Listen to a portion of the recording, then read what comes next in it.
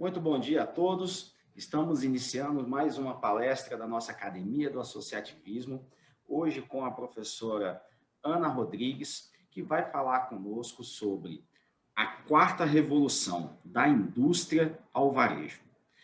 Ana, com você o início da palestra e gostaria de dizer aos nossos internautas que acompanham nesse momento a apresentação da professora pelo canal do Facebook, que as perguntas podem ser formuladas e a gente vai fazer aqui o filtro e a leitura ao final. Professora, com a palavra. Obrigada, Eduardo. Obrigada pela professora. Fico muito honrada quando me dão esse título, porque, afinal de contas, sou profissional como todos vocês, apenas com um pouco mais de dedicação às temáticas que falam sobre varejo, sobre liderança, enfim.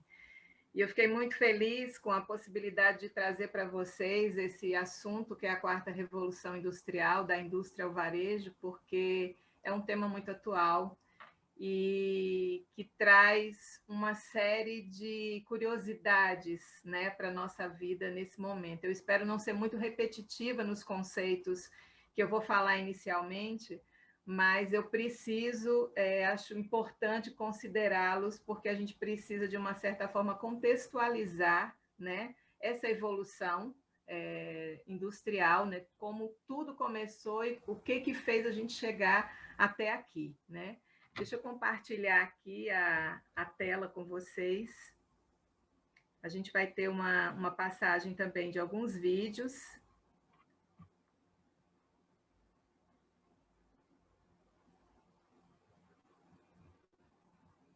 Deixa eu colocar aqui no ponto para a gente iniciar. Tudo certo aí, Eduardo? Todos vendo? Tudo certo. Está na tela a apresentação. Eu sei que esse momento, com esse mundo de ferramentas que a gente utiliza, sempre dá alguma coisa, mas agora foi certinho. A palestra está na tela. Perfeito, gente. Então, vamos começar falando sobre essa tal quarta revolução industrial que tanto mobiliza o nosso varejo, a nossa indústria e o nosso comportamento, né? Uma coisa que eu acho sempre importante firmar é que nenhuma revolução ela acontece sem a interferência direta e ativa do ser humano, né? Então, somos nós que sempre temos a curiosidade de promover mudanças. O homem de fato, sempre esteve à frente de grandes transformações, de todo o processo de inovação, e somos nós que buscamos esse avanço, não são as máquinas que nos buscam. Somos nós que buscamos, né, a criação dessas ferramentas, a criação de novas formas de trazer para a nossa vida praticidade, velocidade, enfim. E para entender a quarta revolução, também é importante a gente entender que inovação, gente, é sobre pessoas, né? Nós falamos sempre que sem a necessidade de atender ao bem-estar do homem, de atender ao bem-estar da sociedade, as transformações, elas não acontecem.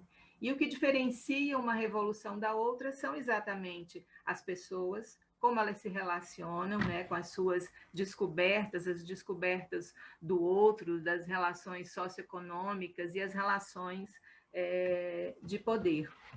Então, para a gente dar essa contextualizada e vocês entenderem um pouquinho como é que tudo isso começou, muitos de vocês já sabem, mas eu vou fazer um painel aqui muito rápido sobre as revoluções.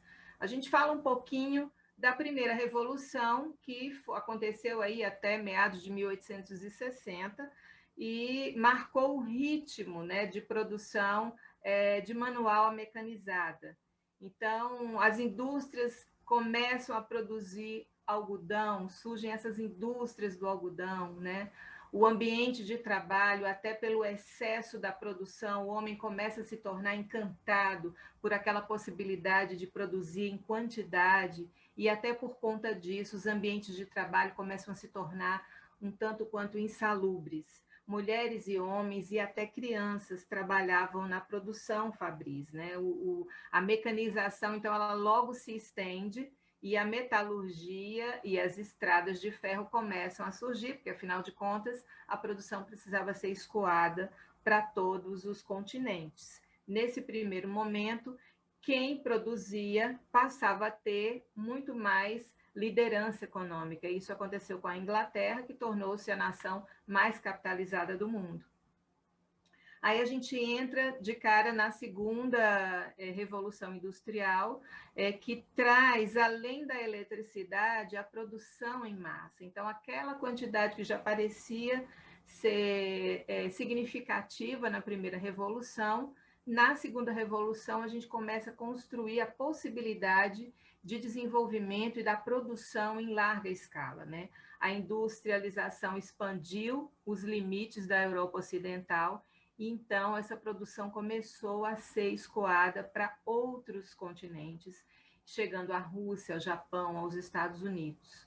E aí surge também os sindicatos, né, e as conquistas de salários, de previdência, para tentar exatamente tirar a população trabalhadora daquele estado mais insalubre que existia, né? Então, por volta de 1950, 1960, há um pouco de controvérsia nessa questão do período, a robótica na indústria automobilística começa a acontecer, né? Então, aí temos a primeira aparição do que a gente chama hoje da computação, né? Então, foi acontecido nesse momento o primeiro envio do primeiro e-mail da história, né? Mais precisamente em 1969. E a velocidade da comunicação, então, acontece com muitas possibilidades de telecomunicações, de TV, de telefone, de internet, criação de computadores, né? Maior parte dos empregos, então, são gerados e se concentram no setor de serviços e comércio, porque a partir do momento em que eu tenho essa produção em larga escala, eu preciso ter uma prestação de serviço e também escoar essa produção no sentido da comercialização. O comércio, então, se expande muito mais e cresce o desemprego no que a gente chamava do campo, né? Chamava não, que a gente chama do campo. Então, intensifica o êxodo. E nós vimos isso ali nos anos 70, especialmente no Brasil, muito desse cenário, né? O homem do campo saindo porque ele perdeu aquela capacidade de produzir para o próprio consumo, e isso foi entregue, melhor dizendo, às indústrias, e com isso esse homem do campo começa a migrar para as grandes cidades, e aconteceu o que a gente viu e vê até hoje. Na quarta revolução industrial, que a gente chama da era da inteligência, as fábricas inteligentes, né, os sistemas verticais, eles acontecem, o varejo virtual aí com tudo, lojas autônomas, a gente está vendo uma série de acontecimentos, né, mas também a era da contradição, porque nós estamos num momento onde mais de 1 bilhão de pessoas ainda não têm energia elétrica, pasmem. Então, o que para a gente é uma pequena dificuldade aqui no sentido de ligar um computador, de acessar uma webinar como essa, nós estamos falando que temos mais de 1 bilhão de pessoas no mundo que não têm eletricidade, como existem também uma centena de milhares de bilhões de pessoas que não têm acesso à água tratada, ao esgoto, ao alimento, à educação, enfim. Então, é uma era também da contradição, porque ao mesmo tempo em que fomos tão velozes com a tecnologia e com as inovações, não conseguimos chegar até as populações com o básico, né, com o necessário. E o foco dessa indústria é uma indústria produtiva, né, de sistemas, para diminuir, então, as intervenções manuais, né, do homem, né? Então, as máquinas e a robótica começam, de fato, a ser integrada nesse sistema de fábricas, de indústrias inteligentes, né? Então, assim, a quarta revolução, gente, ela aconteceu, né, ali em 2010, né, um conceito que foi desenvolvido por Klaus Schwab, um alemão, diretor e fundador também do Fórum Econômico Mundial, e é fruto de um projeto estratégico, né, da Alemanha, de alta tecnologia do governo alemão, que percebeu que a tecnologia era um excelente alicerce para a mudança e para a evolução da indústria. Já estava na hora da indústria dar um passo adiante, usando todas essas ferramentas de tecnologia. E o Klaus foi o grande pai, né? Ele é o grande pai dessa quarta revolução industrial, inclusive com livros importantes nesse assunto. Então, aqui a gente cabe lembrar que essa quarta revolução ela não diz respeito apenas a sistemas e máquinas, ela diz respeito à inteligência artificial, a conexões universais, a novas descobertas, a um sequenciamento genético e nanotecnologia. Então, a gente está falando da interação total de dados e de informações entrelaçadas, né? A tecnologia ela vem de uma forma onde ela participa de absolutamente todos os processos, todos os sistemas que têm conexões com o homem. A quarta revolução industrial ela vai gerar uma transformação muito grande no trabalho. E essa tem sido uma pauta com a qual eu me identifico muito, eu olho muito para isso, porque eu acredito na importância que nós temos de todo o processo de transformação e em todas as revoluções que acontecem no nosso mundo, né, na nossa indústria, no nosso varejo, a gente não pode perder o olhar do ser humano. Deixa eu só afastar aqui a telinha que está atrapalhando um pouquinho aqui a minha visão do texto. Novas formas de trabalhar, então, vão surgir, né? Para vocês terem uma ideia, existem mais de 10 milhões de profissões que serão iniciadas, onde os nossos filhos pequenininhos, as crianças ainda nem sabem que elas acontecerão. As mudanças no perfil dos profissionais também começam a acontecer. E é muito importante que, tanto no varejo quanto na indústria, se faça um olhar atento para esse profissional. Esse profissional precisa mudar a forma de trabalho dele. A gente não precisa mais ter tantas pessoas que apertem botões. A gente precisa ter pessoas com uma inteligência mais desenvolvida, especialmente o que a gente chama hoje de soft skills, né? Então, são a expansão das habilidades, a mudança das competências, é o olhar para a inteligência emocional, né? Criatividade e gestão de pessoas, para vocês terem uma ideia, estão entre as primeiras habilidades esperadas do profissional do futuro.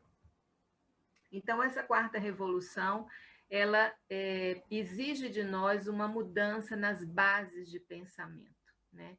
É preciso mudar o mindset, né, para a gente entender que os tempos são outros e que é necessário fazer uma nova lógica de trabalho e de negócios. É preciso estabelecer novas conexões, não somente com negócios, mas também entre pessoas.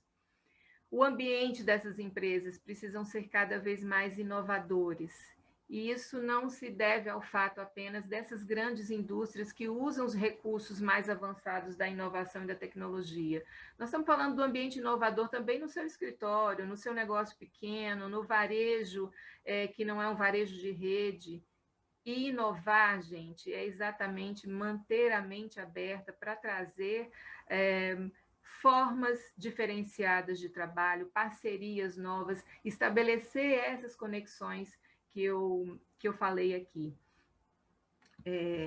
Porque, acima de tudo, a gente precisa desenvolver o nosso trabalho, o nosso negócio, as nossas indústrias e o nosso varejo a partir de gente, porque é para as pessoas que a gente trabalha. E o maior desafio de qualquer transformação é realmente mudar a mente das pessoas, né? Mudar a mentalidade do profissional, mudar a mentalidade dos negócios e entender que a revolução ela vai muito além da tecnologia. Ela fala sobre todo esse conceito aqui que abrange necessariamente as pessoas. Hoje, eu trago para vocês aqui algumas informações que elas foram assim do comecinho da pandemia, mas já desse ano, onde a gente viu que 78% das organizações já tinham adotado, isso é de março aproximadamente, já tinham adotado o home office ou a jornada, né, do trabalho remoto nas suas empresas. Mas isso também trouxe para nós uma perda de empregos, né? Foram mais de 3 bilhões de pessoas em todo o mundo tendo as suas funções delegadas, né, a novas máquinas, a novas metodologias ou acumulada pelas pessoas que ficaram nas empresas. A gente teve necessariamente uma diminuição de pessoas durante esse processo da pandemia.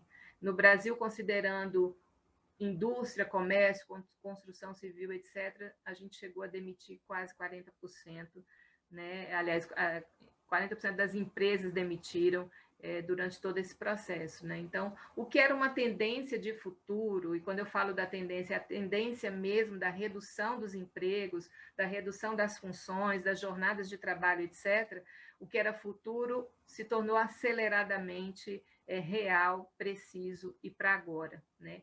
Então, surge um varejo mais conectado, inovador, desafiador, né? Desafiando, inclusive, velhas formas do comércio. Não temos mais espaço para caderneta no balcão, não temos mais espaço para anotar o telefone do cliente ou o e-mail do cliente numa caderneta. É preciso a gente olhar para tudo que é essa inovação e para o que essa tecnologia nos oferece, para que a gente consiga utilizar isso em benefício dos nossos negócios.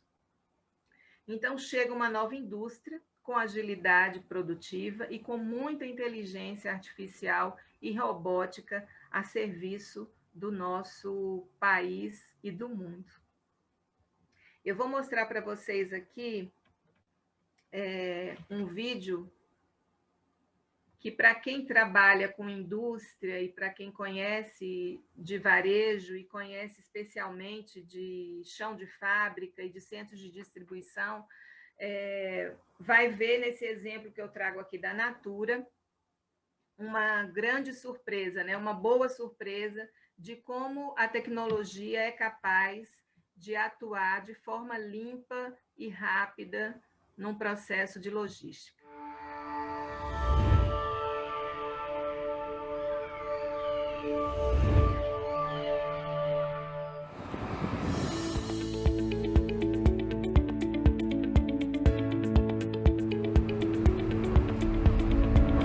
A inovação sempre fez parte da história da Natura, sendo um dos principais direcionadores do crescimento sustentável da companhia.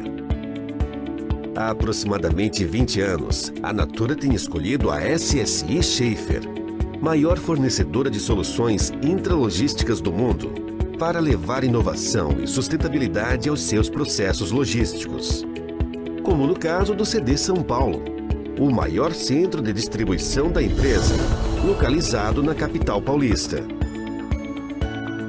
O que estava por trás desse centro foi primeiro um grande redesenho de toda a rede Natura. Era algo colocado dentro de São Paulo para ter uma quantidade de entregas grandes em 24 horas e sendo preparado para o futuro para poder ser um centro que tanto cuidasse de nossas consultoras, como do nosso e-commerce, como no futuro das nossas lojas, como está começando a ter. O CD São Paulo, particularmente, era com baixíssimo estoque, um estoque de menos de 3 dias, tendo quase que todo o estoque focado em caixas, nada em pallets, e sendo abastecido através de uma carreta automática. Essa carreta rodava do hub para o CD São Paulo, do CD São Paulo retornaria para a fábrica, retornaria para o hub, fazendo um triângulo. Assim que entram no centro de distribuição, as cargas são automaticamente destampadas, despaletizadas e enviadas através de conveyors para suas posições de armazenagem. Mercadorias de alto e médio giro são estocadas no sistema Min-Load, o qual é usado para reabastecer o Wayframe e as estações Pick by Light. Já os produtos de baixo giro são enviados para os 15 módulos de carrossel, os quais alimentam as 2 estações Pick to Tote. As caixas de pedidos, depois de serem montadas e etiquetadas, passam pela primeira fase do processo de picking, a inserção automática dos catálogos solicitados pelas consultoras Natura. Após essa etapa, as caixas de pedidos passam por uma área de picking massivo, projetado especialmente para itens de alta rotatividade coletados em grandes quantidades, como ocorre, por exemplo, em promoções e ofertas especiais. A SSI Schaefer equipou o armazém com sistema A-Frame. Os produtos são ejetados numa seção pré-definida da esteira e transportados até o ponto de abastecimento, onde são automaticamente carregados dentro das caixas de pedidos correspondentes. O reabastecimento do A-Frame é feito manualmente a partir das caixas disponibilizadas nos flow racks do Miniload. Para a redução de erros, uma solução guiada por luz foi desenvolvida em conjunto com a Natura. Produtos de médio e alto giro, que devido às suas características, não se encaixam em um A-Frame, são coletados em outras 58 estações Pick by Light. O reabastecimento dessas estações também é feito através dos flow racks conectados aos 5 corredores do Miniload. A separação dos produtos de baixo giro é feita através do conceito produto ao homem, em 2 estações Pick to Tote, que são alimentadas pelo sistema carrossel.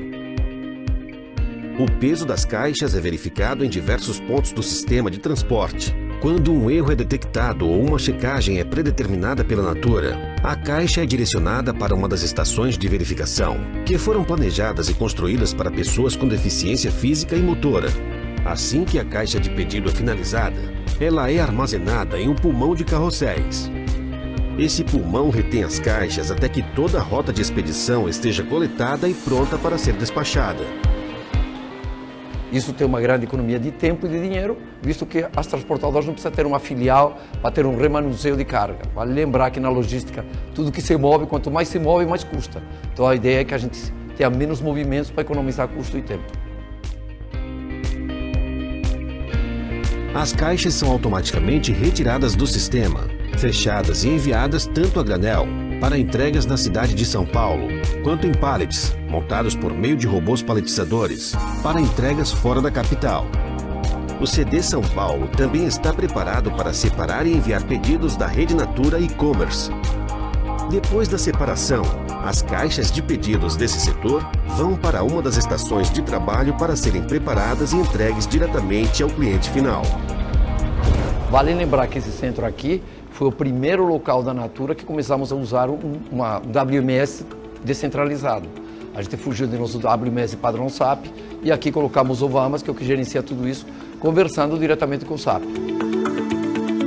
Hoje posso dizer que o São Paulo é um grande sucesso em tudo que faz. Acho que o que nos levou a isso foi uma grande parceria entre a Natura e a Schaefer, com um grande movimento desde o alto escalão até lá, até a pessoa que opera. Todo mundo se juntou, a operação, projetos, os projetistas de lá, nós do projeto aqui. Acho que é um projeto feliz hoje devido à parceria. A SSI Schaefer tem orgulho por fazer parte da rede de relacionamento da Natura e de contribuir para o desenvolvimento sustentável de seus negócios.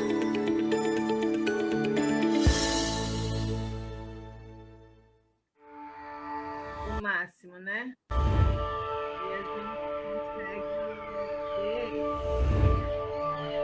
impacto que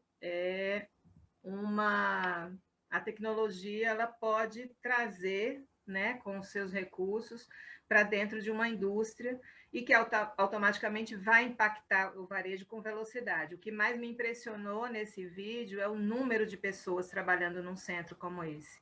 Eu fui chão de fábrica durante mais de 15 anos e assim, era impossível a gente pensar numa planta industrial com menos de 800 a 1.500 pessoas trabalhando diariamente, ainda que com a ajuda de máquinas. Hoje a gente vê um centro de distribuição como aquele, basicamente com pessoas contadas a dedo, né?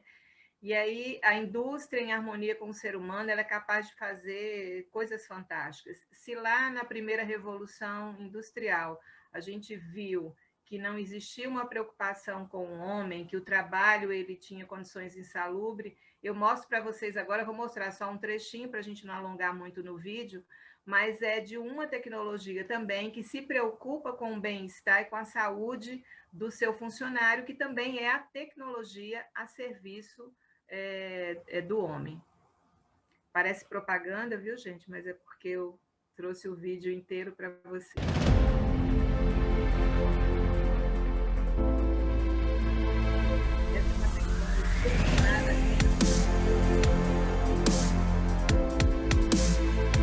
O exoesqueleto é completamente ligado à indústria 4.0.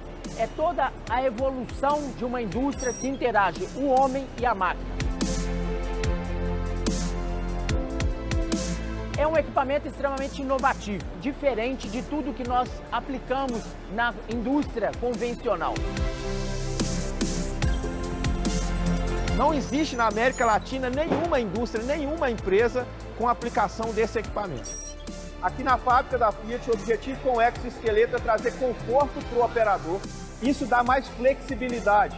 Nós conseguimos fazer uma operação com mais agilidade, com mais qualidade. O exoesqueleto, ele suporta peso, então ele retira a fadiga muscular do trabalhador. Ele reduz o esforço muscular que ele tem no decorrer da jornada. Nos primeiros dias é mais difícil, porque a gente está acostumando com o equipamento ainda. Mas com o passar dos dias, das horas, a gente vai acostumando e ele vai junto com a gente. Do jeito que a gente comanda, ele carrega o peso. Eu estou mais descansado no dia a dia para fazer minhas atividades dentro e fora de linha. O exoesqueleto é como se fosse meu uniforme aqui na Fiat hoje. Ele já faz parte do meu dia a dia.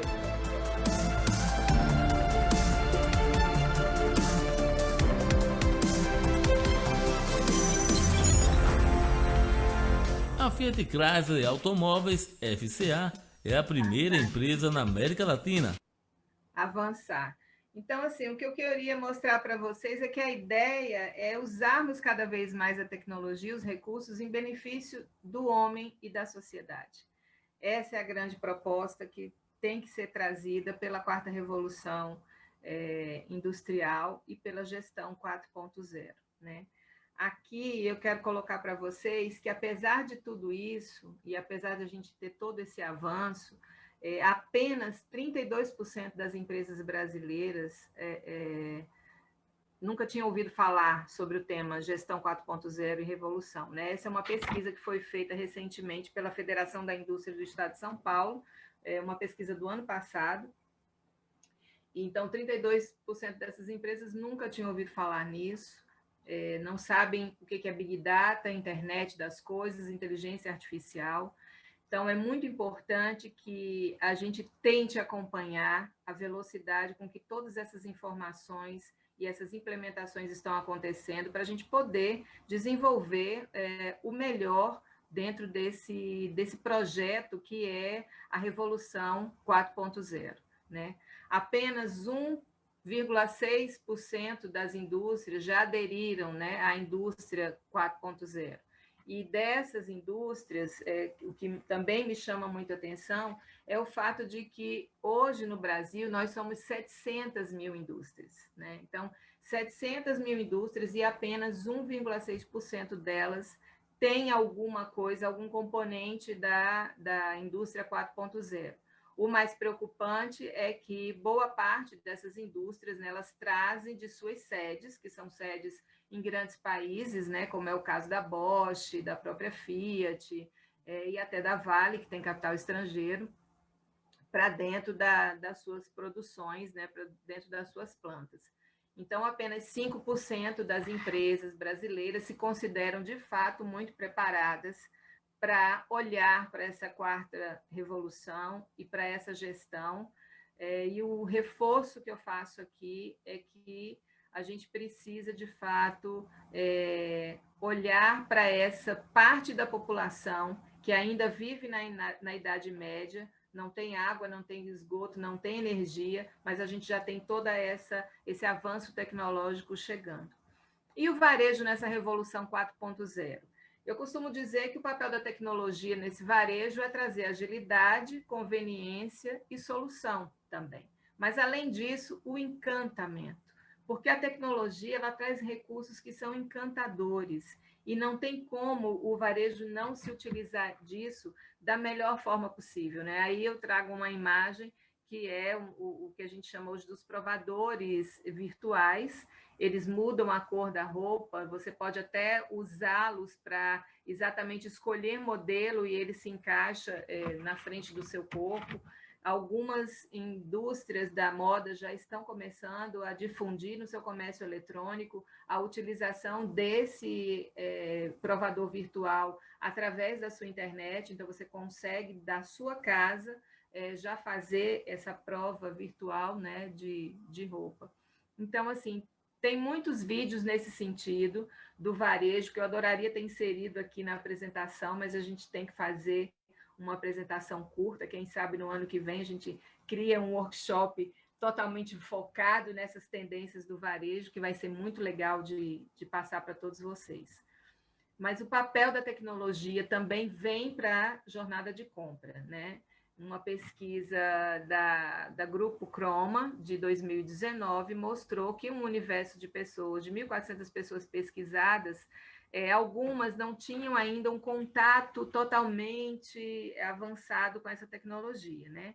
Então, 29% conhecem, mas não usam muito os aplicativos e os sites de lojas. O autoatendimento é uma realidade para 32%, eles sabem que tem um recurso, mas ainda não tiveram interesse de utilizar. Isso antes da pandemia, tá, gente? E, assim, benefícios, todos reconhecem que tem o benefício da comodidade, né? A tecnologia traz essa comodidade, a economia do tempo, porque, afinal de contas, comprar à distância é clicar, né, aqui no nosso computador e resolver isso.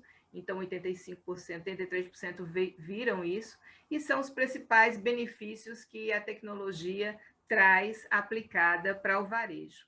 Então, de uma certa forma, o que a gente vê nessa pesquisa é que a jornada já era multicanal. 96%, né, já para decidir a sua compra, já pesquisava antes na internet. 95% faz a pesquisa online para escolher os produtos antes de comprar em uma loja física, né? Então, quem opta pela loja física, ainda assim, já faz essa consulta prévia pelos canais virtuais. E 92% gostam de fazer essa pesquisa sobre uma marca, um produto, né, online, antes de chegarem à loja física. Obviamente, a pandemia mudou isso tudo, mas o fato é que o varejo 4.0, ele já é real, tá? Então, a gente está falando aqui de beacons, sensores de calor, checkout, provadores digitais, big data. Então, tem uma série de ferramentas hoje utilizadas. Quando a gente fala, por exemplo, dos beacons, que são pequenos aparelhos que são instalados em pontos diversos de uma loja ou mesmo de um mall de shopping, eles reproduzem para os seus celulares, seus aparelhos de smartphone, a sua passeada por aquele lugar, eles registram quantas vezes você acessou aquele lugar. O mapa de calor, ele demonstra, por exemplo, numa loja de autosserviço, onde que tem uma concentração maior de pessoas, então eu consigo saber que aquele corredor, ele atrai mais público, então eu posso colocar produtos de menor pega naquele produto, naquele corredor, para que eu tenha uma atratividade maior de atenção para aquele produto, enfim. Então, assim, a tecnologia existe para auxiliar em diversos momentos. E a transformação digital no varejo 4.0 traz todas essas ferramentas, esses sistemas tecnológicos para impactar clientes, mas, obviamente, para potencializar as vendas, né? Então, assim, adotar uma cultura voltada para a inovação é um requisito básico, primordial, para quem quer participar do varejo 4.0. Mas aí, né, vem sempre essa questão. E com a pandemia, como é que tudo isso se comportou, né? Cresceu em 40% o uso de aplicativos e a instalação de aplicativos de delivery cresceu 700% só na cidade de São Paulo. Então, os números foram absurdos. A gente precisava realizar alguns consumos e nós tínhamos já essa ferramenta. Imaginem vocês viver tudo isso que a gente viveu sem o uso da tecnologia ao nosso benefício, né? A expansão do e-commerce no Brasil deve fechar o ano com 40,7% de crescimento, né? Isso é fantástico. E essa é uma pesquisa trazida pela PayPal em parceria com a Big Data Corp, também pela Accenture em parceria com o Facebook e a Apple N. E nos Estados Unidos, esse e-commerce já atingiu o patamar que estava previsto para 2022, cresceu mais de 30%, então, assim, os dados não mentem, né? O bom de tudo isso é que os consumidores viveram a experiência do comércio eletrônico, alguns com experiências ruins, outros com experiência positiva. A pesquisa apontou que a maioria teve uma experiência positiva, porque o que vale nisso tudo é a experiência do consumidor, né? E se essa experiência foi positiva, gente, nós temos aí um ponto de atenção, porque significa que nós tivemos a conquista desse cliente, a conquista do consumidor. E se ele está conquistado para essa nova ferramenta, você vai precisar se manter atualizado nessa ferramenta. Uma vez implantada essa tecnologia, mantenha essa tecnologia desenvolvida e agregando valor para o seu negócio. Com a pandemia também, o WhatsApp virou uma ferramenta de vendas. Olha só, a gente só mandava mensagem, fotos, mas agora não, né? Quem não tinha ainda um aplicativo, quem não tinha um e-commerce, descobriu o WhatsApp como um canal de venda, que ainda está funcionando e funcionando muito bem. No Brasil, esse número é de 83%, mas eu tenho também aqui dados do Chile, com 83%, o Peru com 77%, a Argentina 71%. Então, assim, aqui na nossa América, esse boom do WhatsApp aconteceu em benefício dos serviços para o pequeno varejista, especialmente. Então, tivemos a proliferação dos serviços de delivery, né, e do compre remotamente, retire na loja. E aí, com isso, vieram novos produtos que até ali por volta de 2018 tinham começado a surgir no Brasil, como o Clique e Retire. E esse produto, ele estava um tanto quanto ainda acanhado. Agora, com a pandemia, né, ele apareceu e se expandiu de uma forma pandêmica também, porque o que é isso? São containers seguros, né, onde você compra online, você compra remotamente e retira o produto no ponto mais perto da sua casa. Isso vira um negócio também, porque isso é uma franquia, você pode, por exemplo, adquirir um locker desse e alugar num posto de gasolina e colocar na mercearia próximo da sua casa. Ele é perfeito para atender, por exemplo, pessoas, né, comunidades que ficam em áreas mais remotas, de difícil acesso, né, como, por exemplo, as comunidades do Rio de Janeiro, que tem toda aquela parte dos morros. Às vezes é difícil uma outra forma de entrega chegar até lá. Então, eu posso descer e pegar no posto de gasolina que fica na esquina da minha casa, né? Então, o Clique e Retire, ele veio para ficar. A jornada de compra e a experiência, de fato, ela não é igual para todo mundo, todas as categorias, né? Mas o investimento também não é. Então, assim, a grande questão da tecnologia hoje é que existem muitas formas acessíveis, sim, de promover negócios, de promover compra e venda, mas também existe um investimento para determinados aspectos do uso da tecnologia que ainda são de alto valor agregado. A questão é adequar a solução ao seu serviço e ao seu produto.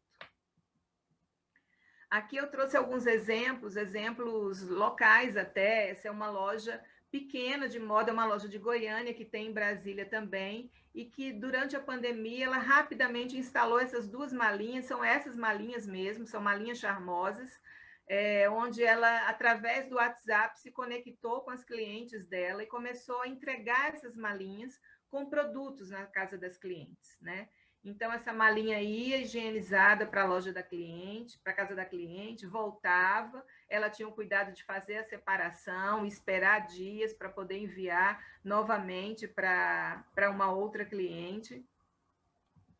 Aí temos aqui o exemplo da Ofne, que assim como diversos outros negócios, criaram os seus pronto para levar, né? E o seu pronto para presentear. Então, com isso, eu facilito o acesso do cliente, eu vou lá e já compro o produtinho, rapidamente eu retiro, rapidamente eu já tenho o meu presente, eu não preciso ficar esperando durante muito tempo. Além disso, os deliveries também, né, de outros produtos que não só de alimento, todos os shoppings do Brasil inteiro fizeram isso e passaram a entregar o retira das lojas em pontos estratégicos, evitando que o cliente entrasse no estabelecimento e tivesse contato com outras pessoas por medo do vírus, e as próprias lojas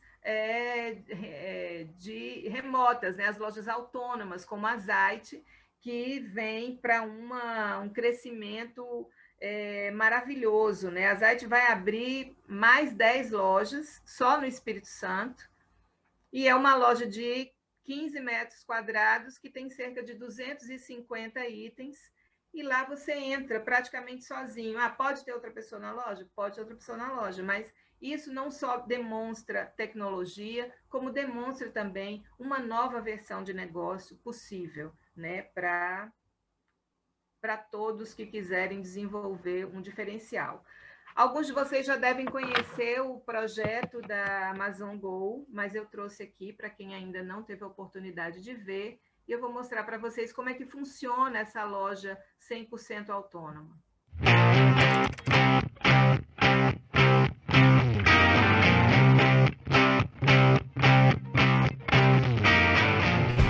Eu precisava conhecer o Amazon Go, o supermercado aqui em São Francisco, onde a Amazon testa suas tecnologias de self-checkout. É muito mais do que isso, você simplesmente entra no supermercado com o seu QR Code, que já está amarrado na sua conta da Amazon com o seu cartão de crédito, pega os produtos na prateleira e para pagar, basta ir embora.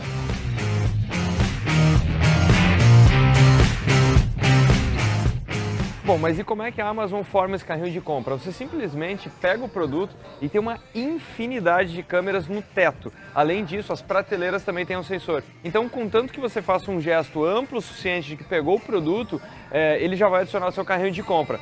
Ué, mas se eu não quiser levar, eu posso devolver literalmente em qualquer ponto da loja. O conjunto de câmeras consegue reconhecer que fui eu que peguei e eu estou deixando esse mesmo item em cima de uma prateleira.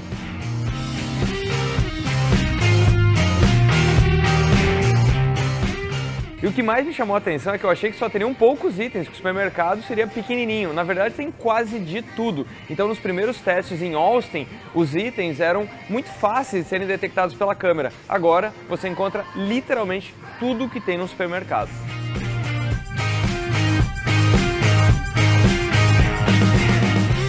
Bom, agora chegou a hora da verdade. Eu peguei 2 itens, vou sair e aí é que eu vou receber o recibo da minha compra. Vamos ver se vai funcionar.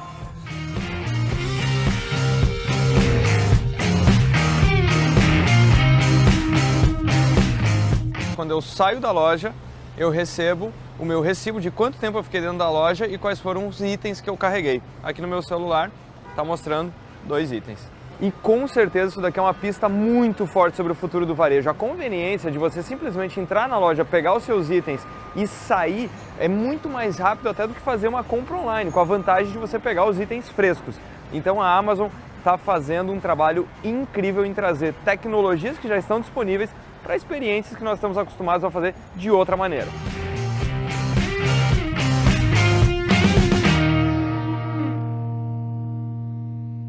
É maravilhoso. O Clique e Retire, por exemplo, que eu mostrei para vocês anteriormente, ele chegou no Brasil em 2018, né? Hoje, ele já tem mais de 2.000 unidades no Brasil todo, né? Já existe em diversas partes do mundo, mas isso é uma grande inovação e uma grande oportunidade para quem vende seus produtos em casa, por exemplo, né? Quantas pessoas tem hoje naquela economia que está produzindo em casa, a roupa, as bonequinhas, o pano de prato, enfim, tem uma série de produtos que podem ser utilizados no Clique e Retire, além da própria loja, né? Se a sua loja está fechada por conta da pandemia, ou se a sua loja, você viu que era o momento de encerrar o ponto de venda e continuar em casa com o seu estoque para impulsionar a venda, o Clique e Retire é isso, né? Coloca o teu produto no WhatsApp, vende por ali e entrega através de uma janela como essa, que oportuniza o desenvolvimento de negócios. E aí eu faço um alerta aqui, gente, para ter muito cuidado com as inovações, né? Não é qualquer invenção que é inovação. E não é qualquer inovação que cabe dentro do jogo do teu negócio. Hoje a gente vê aí uma proliferação de startups. E a pergunta que fica é, startups ou empresas tradicionais? O que vem por aí? O que vai acontecer por aí? Tem espaço para as duas coisas. O que a gente precisa é entender que a economia do ecossistema startup foi muito colocada à prova agora na pandemia, tá? Porque nós tivemos uma série de ideias disruptivas, mas que não foram muito longe e não trouxeram lucratividade. Então, o importante não é apenas inovar e ter um conceito disruptivo. O importante é fazer com que essas empresas tenham longevidade, né, de existência e que tragam lucratividade para os negócios. A pandemia injetou um cenário de risco, né, uma aversão de risco nesse processo todo, e o mais importante aqui é entender que rodar sem ponto de equilíbrio financeiro é um risco para qualquer formato de negócio, seja uma startup, seja uma empresa tradicional. Então, a gente não pode tirar o olho dessa conexão, né? Lucratividade, negócio, público, cliente, são muitas frentes para serem olhadas, mas sem o ponto de equilíbrio, o risco é alto, seja qual for o formato do seu negócio. As tendências que a gente traz dessa pós-pandemia, até previstas também numa pesquisa da KPMG, é que o consumidor está mais consciente, seletivo e disposto a economizar. Mudamos os nossos padrões e a nossa forma de compra. 82% das pesquisas, das pessoas pesquisadas, apontaram estar mais cautelosas. É importante, então, a gente entender os impactos que a economia trouxeram sobre esses consumidores.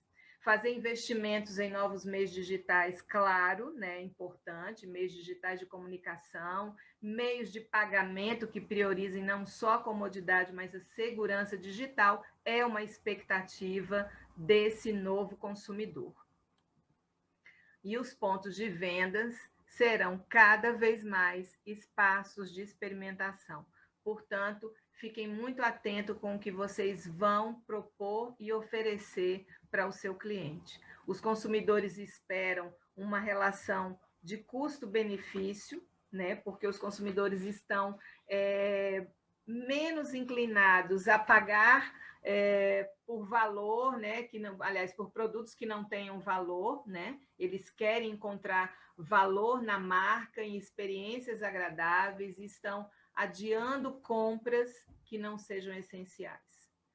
Eles esperam também a tal da sabedoria digital, que é o quê? Eles esperam que você, que tem o seu negócio de indústria ou de varejo, traga elevados níveis de inovação naquilo onde você já trouxe. Então, se já implementou a inovação, continua com ela em foco e traga também uma relação com esse cliente, permitindo que novos consumidores interajam pelos canais digitais que você, enfim, promoveu.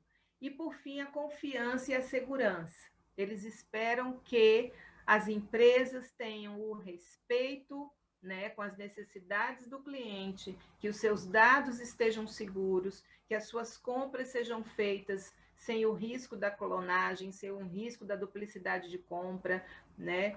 Então, assim, um outro dado relevante é que, entre os entrevistados mais jovens, eles estão preocupados também com práticas ambientais e sociais das empresas.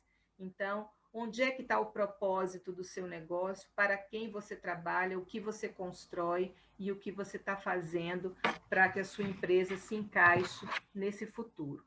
O que vai valer, gente, como sempre, é a experiência do cliente e cada vez mais a experiência multicombinada, físico, digital, WhatsApp, online, enfim, todas as ferramentas juntas, unidas e misturadas. O que é importante a gente entender que os negócios da quarta revolução industrial, né, a gestão 4.0 traz para a gente negócios que precisam estar alertas, não apenas para a inteligência artificial, mas para a inteligência emocional. Nós estamos na era da inteligência emocional e estamos nos conectando com pessoas. Não esqueçam que foi isso que eu falei lá no começo. E é para elas e com elas que fazemos isso tudo. O novo nos traz novos comportamentos e também nos traz as novas cidades. A gente já vive uma nova ordem, uma revolução de comportamento há alguns anos, né? Tudo basicamente a gente faz pela internet, a gente vive muito tempo conectado de forma remota, controlando a segurança da nossa casa, acendendo as luzes do nosso jardim através do nosso smartphone, etc. Buscamos amigos nas redes sociais e até amores, fazemos conquistas através das redes sociais. Esses são os novos tempos, os novos comportamentos, tudo isto feito pelo cruzamento de algoritmos. Então, é importante você saber onde estão esses seus clientes, quais são os dados que se cruzam, para que você faça de forma assertiva a chegada até eles, né? E se a sociedade está mudando, se o comportamento está mudando, como que serão essas cidades? Como serão essas cidades do futuro? Eu queria ter trazido muito para vocês aqui um painel sobre uma cidade inteligente, mas a gente não vai ter tempo de mostrá-la, então eu fiz somente um resumo para vocês. As cidades do futuro, elas serão cada vez mais planejadas, com uso de tecnologia a serviço da infraestrutura e da sociedade, né? Serão sustentáveis sob todos os aspectos. Já existem modelos como Songdo, né, na Coreia do Sul, que traz um modelo fantástico de cidade, soluções tecnológicas para cuidar do mundo e das pessoas. E para a definição de uma cidade inteligente, é importante entender que elas têm que ser lugares onde as redes de serviços tradicionais se tornem mais eficientes e combinadas, né? Pequim, por exemplo, já está fazendo isso também, além de Songdo, está fazendo uma série de testes, entre eles um purificador de ar de 3 metros, que aspira a poluição do ar, filtra as partículas, né? Carros movidos a hidrogênio já estão sendo desenvolvidos, e o lixo descartado em apartamentos ou em casas, como no caso de Songdo, vai direto para uma central de abastecimento de incineradores. Então, isso já gera um outro tipo de energia para as famosas Smart Cities. A gente ainda não sabe como elas serão arquitetonicamente, mas pelo pouco que a gente assiste e vê desses negócios, ainda não há nada conclusivo, mas elas serão bem Cidade dos Jetsons mesmo, para quem assistiu esse desenho lá nos anos 70. Tudo isso vai nos levar a uma sociedade 5.0, tá, gente? Uma sociedade super inteligente, super tecnológica, disruptiva, mas, acima de tudo, uma sociedade centrada no ser humano, e o Japão já está trabalhando nisso. Eu trouxe aqui um último vídeo que sintetiza a revolução. A gente ainda tem tempo, Eduardo? Dá para passar?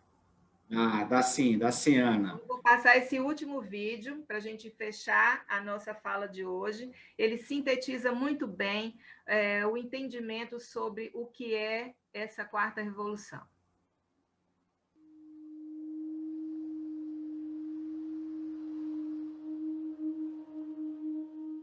The original Industrial Revolution was driven by the discovery that you could use steam engines to do all kinds of interesting things. That was followed by additional revolutions for electricity and computers and communications technology.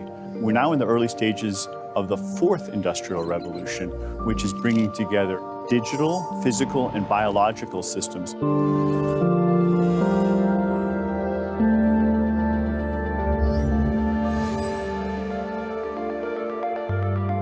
One One of the features of this fourth industrial revolution is that it doesn't change what we are doing, but it changes us. We need a different economic model that will allow us to meet the basic needs of every human on the planet, and that will be focused not on growth per se, but on maximizing human well-being. We have energy technologies that can power our civilization, but how do we get it and implement it at the scale we need at a price that people around the world can afford? If we're able to do something to transform cities, to make them more efficient, then the impact can be huge. We can use asset tracking, we can use IT, we can use 3D printing to decouple growth from the resource constraints we have. The question of adding quality to quantity, it's really about a diverse, safe, healthy, and just world with clean air, clean water, clean energy. Together we are fighting to preserve our fragile climate from irreversible damage and devastation of unthinkable proportions. The prediction of 5 million jobs lost by 2020 to technology is serious, but the main question is, how will we define work? How will we share the wealth? How can you have a doctor that really knows a lot about data? How can you have a biologist that knows about medicine? We have to create a space that enables people to think freely, to think divergent thoughts, to think creative thoughts. We really need new education or new training. We're working with a World in Motion and FIRST Robotics, trying to encourage students from 3rd grade all the way up through the end of high school to pursue science, math, and different technologies. It's this ability of digital technology to change outcomes, to truly empower people that can create a more equitable growth. Fourth industrial revolution has the potential to make inequalities visible and to make them less acceptable in the future. I was the first person in the world to be able to voluntarily move my legs while stepping in a robot. The cure will be possible if enough of the right people have the will to make it happen. We're seeing this incredibly exciting convergence of genome editing, DNA sequencing.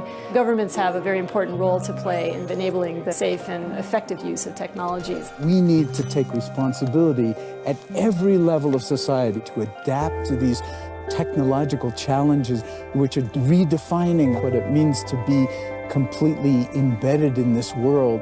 Even though we have everyday problems we have to solve, we have to find a way to lay the foundations for the innovations of tomorrow. Essas são as preocupações do Fórum Econômico Mundial. Então, é muito importante a gente entender que as organizações de todos os tamanhos e níveis precisarão ser educadoras, né, das suas equipes, não só nas suas casas dos seus filhos, mas das suas equipes, porque a gente precisa preparar melhor essas lideranças que serão cada vez mais horizontalizadas, integrando pessoas aos processos, melhorando o planejamento, investindo em treinamento e qualificação de uma mão de obra, né, que em todas as etapas, não apenas naquela etapa mais tecnocrata, e adotar a tecnologia definitivamente na vida das empresas, porque ela veio para ficar e daqui para frente não adianta mais a gente pedir desculpas por não saber. A gente vai sim precisar aprender e utilizá-la. Então, atualize a sua versão de empresa, a tua versão de você mesma, porque o futuro já começou. Obrigada.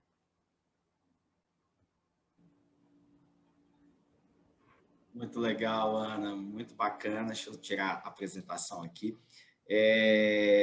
Assim, as reflexões que você trouxe, seja uma série de outros tantos temas, né?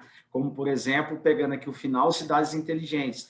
É algo que tem sido discutido bastante, né? Em vários fóruns, mas eu queria deixar uma única pergunta aqui,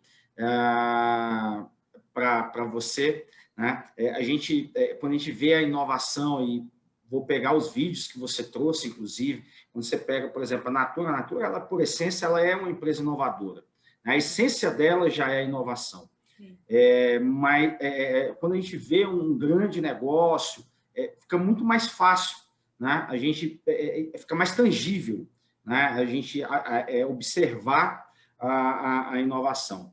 Agora, quais seriam, né, as dicas que você poderia deixar para o pequeno negócio? Tá? Você comentou, por exemplo, o advento do WhatsApp.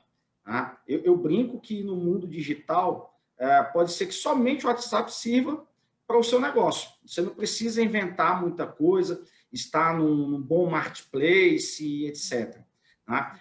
Então, assim, eu queria que você dirigisse um pouquinho agora, né, algumas dicas, como é que você vê esse movimento da inovação. Você trouxe também alguns cuidados, que isso é muito bacana, né, principalmente para esses pequenos negócios, né, que é a maioria das empresas formalizadas que a gente tem no país. Qual seria as dicas que você deixaria para esses negócios? Eu sempre gosto de trazer as grandes empresas porque eu acho que elas servem de inspiração e mostram para a gente tantas e inúmeras possibilidades de crescer, né? É óbvio que quando a gente olha para uma empresa como a Natura, como você mesmo falou, parece que está muito distante de nós, mas aquilo que ela viabiliza para ela chega na ponta para uma revendedora, né? Então, essa revendedora, ela vai sim promover a venda dela através do WhatsApp. Essa revendedora ela pode usar já uma rede empreendedora. Hoje nós temos uma série de redes de mulheres, por exemplo, né, só para ilustrar, uma série de redes de mulheres que já se comunicam no sentido de conectar e trocar negócios entre elas, né, fazendo com que isso promova a venda e a divulgação dos seus produtos. Uma outra coisa é a própria rede de marketplace gratuitos, que existem vários. O Sebrae tem o Mercado Azul, e o Mercado Azul admite que eu chegue lá com o meu negócio, desde que seja um produto, né? Eu coloque lá o meu produto à venda. Então, assim, eu não preciso mais abrir um site para poder promover a venda. Eu tenho acesso a esses outros canais. O Magalu também faz isso. Né, traz pequenas empreendedoras para dentro da sua plataforma e divulga o seu produto. Então, assim, existem muitas maneiras pequenas da gente resolver para o pequeno, e eu sempre aconselho a todos, busquem o Sebrae como um grande canal de ensinamento, né, e de propostas, porque ele vai olhar para o seu negócio de uma forma muito personalizada e te dando sugestões assertivas e adequadas para você desenvolver o melhor do seu negócio. Muito legal.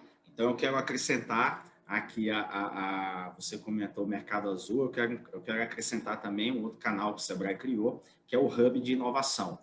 Então, é mais um outro canal que está à disposição, principalmente no pequeno, que foi o tópico que eu abordei. Então, fica aí mais essa dica. Ana, estamos chegando ao fim. Quero dizer que para todos que estão nos assistindo, que esse conteúdo ele permanece na nossa fanpage, né, da CACB no Facebook, e na semana que vem estará disponível também no canal do YouTube para ser revisitado, para ser compartilhado. Eu tenho dito que o processo de aprendizagem ele é contínuo e livro fechado não serve para nada. Então, indique para outros colegas, porque o conteúdo foi muito vasto e eu não tenho dúvida nenhuma que pode ter inspirado e vai inspirar uma série de empreendedores no nosso continente chamado Brasil. Então, Ana, considerações finais para a gente encerrar aqui. A tecnologia não é assustadora, né? O que parece assustador, que é o fim dos empregos, muito pelo contrário, vai trazer uma série de novas possibilidades de empreender, e é nisso que a gente tem que acreditar, em dias melhores, em um mundo melhor, conectado, e onde as pessoas consigam se colaborar e contribuir umas com as outras. Eu acredito no uso da tecnologia para o bem, e é assim que eu acho que a gente tem que continuar trabalhando. Muito obrigado, Ana. Ficamos por aqui. Em 2021, teremos muito mais conteúdos sobre o mundo digital, sobre rede de cooperação, uma série de programas que nós estamos trabalhando para disponibilizar para as nossas associações comerciais, para os nossos empreendedores, exatamente para quê? Para fortalecer os nossos negócios. Desejo, então, um bom dia, um resto de dia a todos, um bom trabalho, e nos encontraremos em 2021, com muito conteúdo. Aguardem! Bom dia, gente. Obrigada. Beijo.